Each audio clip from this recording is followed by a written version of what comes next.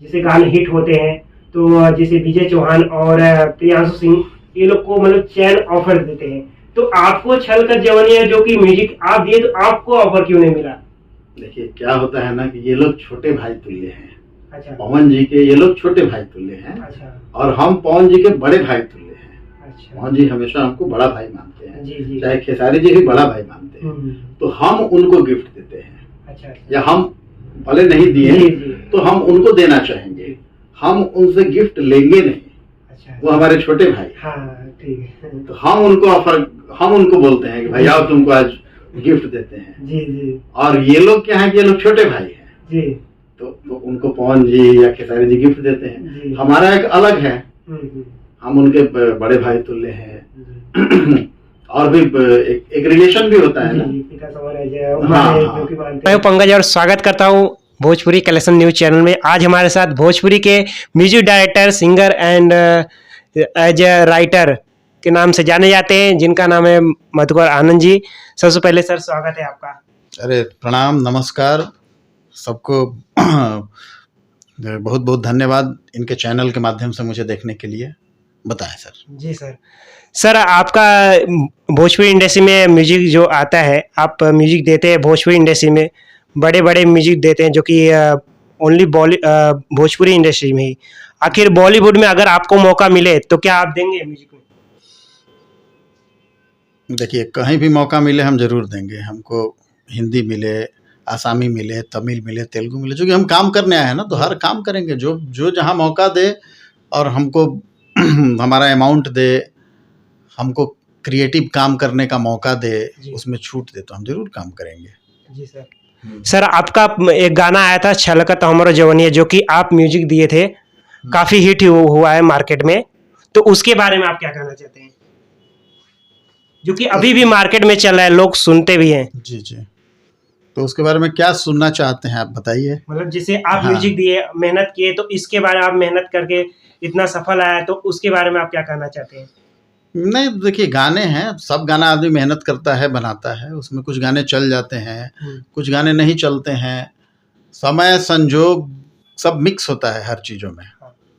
तो वही है, सबने मिल के अच्छा कर दिया। टीम वर्क होता है, कोई भी गाना हम लोग बनाते हैं ना, तो एक टीम वर्क होता है, एक समय भी होता है। कभी कभी किसी समय पे गाना बहुत अच्छा चल जाता है, वही गाना पता चलेगा दूसरे समय में आप जाइएगा तो नहीं चलेगा। तो ऐसे ही है, बहुत सारे गाने चलते हैं, बहुत सारे गाने हमारे रिजेक्टेड गाने हैं। मतलब कभी कभी ऐसा भी हुआ है, आप किसी म्यूजिक डायरेक्टर से बात कीजिएगा या सिंगर से, पहले जैसे कैसेट के लिए गाना बनता था, 7 गाना बन गया, 8वां समझ में नहीं आ रहा है क्या करें।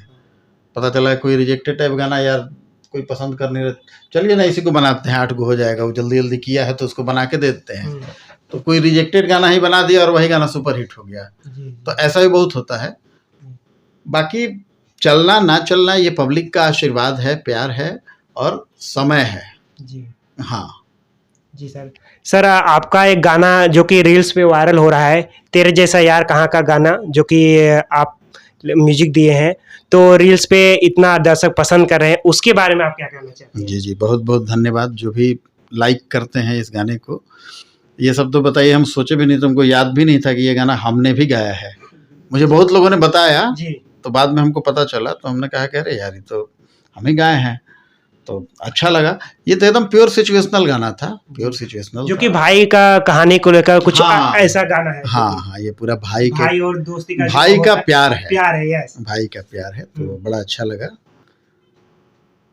तो वही कहते हैं ना, बहुत कुछ आदमी सोच के करता है तो नहीं हिट होता है जी, और बहुत कुछ बिना सोचे आदमी कर देता है, या बहुत कुछ ऐसा सोच के आदमी करता है कि अरे ये हिट थोड़ी होगा जी, तो वो हिट हो जाता है जी। तो यही तो समय है ना, ये समय है, और यही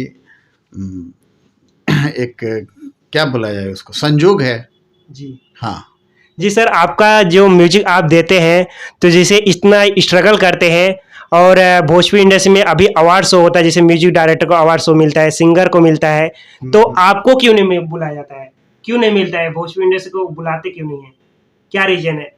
ये किस अवार्ड की बात करते हैं? मुझे जैसे अवार्ड शो होता है, लखनऊ में अभी हो रहा है फिल्म फेयर अवार्ड, और मुंबई में होता है ग्रीन शो अवार्ड होता है, तो इसमें आपको क्यों इनवाइट नहीं देखिए बहुत सारे अवार्ड फंक्शन में तो मतलब सब में हम ही को मिल रहा था म्यूजिक डायरेक्टर का, तो हमको बोलना पड़ा कि भैया आप सब हम ही को मत दीजिए, बाकी लोगों को भी दीजिए, नए लोग हैं उनको भी दीजिए।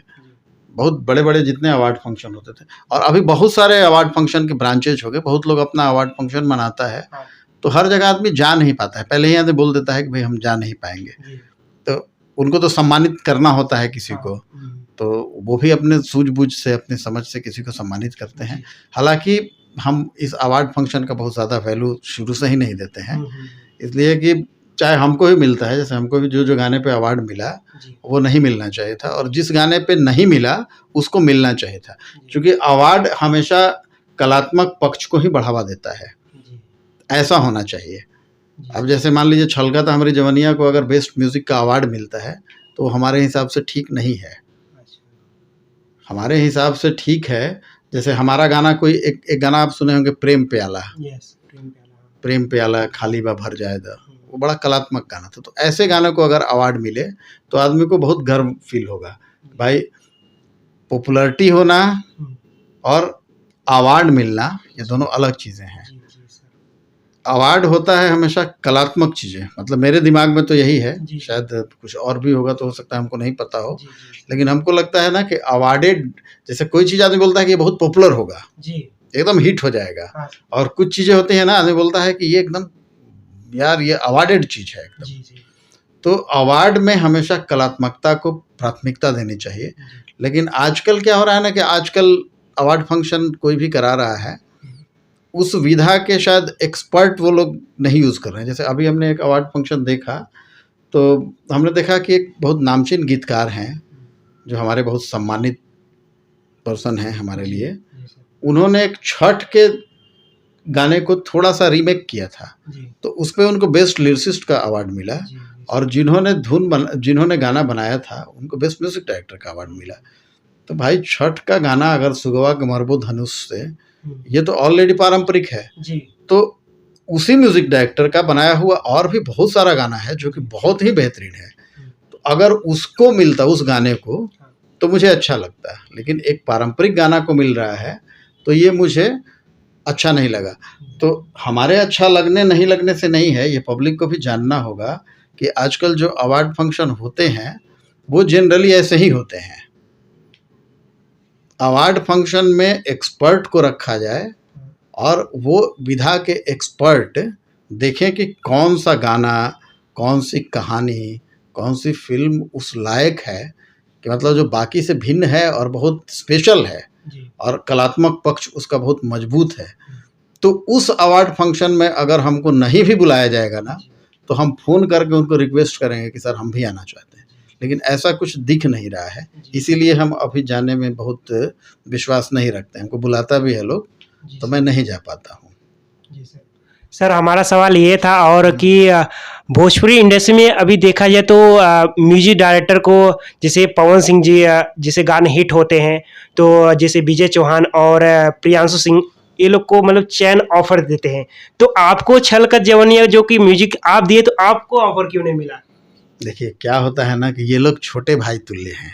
अच्छा। पवन जी के ये लोग छोटे भाई तुल्य हैं। अच्छा। और हम पवन जी के बड़े भाई तुल्य हैं। अच्छा। पवन जी हमेशा हमको बड़ा भाई मानते हैं, जी। चाहे खेसारी जी भी बड़ा भाई मानते हैं, तो हम उनको गिफ्ट देते हैं। अच्छा। या हम भले नहीं दिए तो हम उनको देना चाहेंगे, हम उनसे गिफ्ट लेंगे नहीं।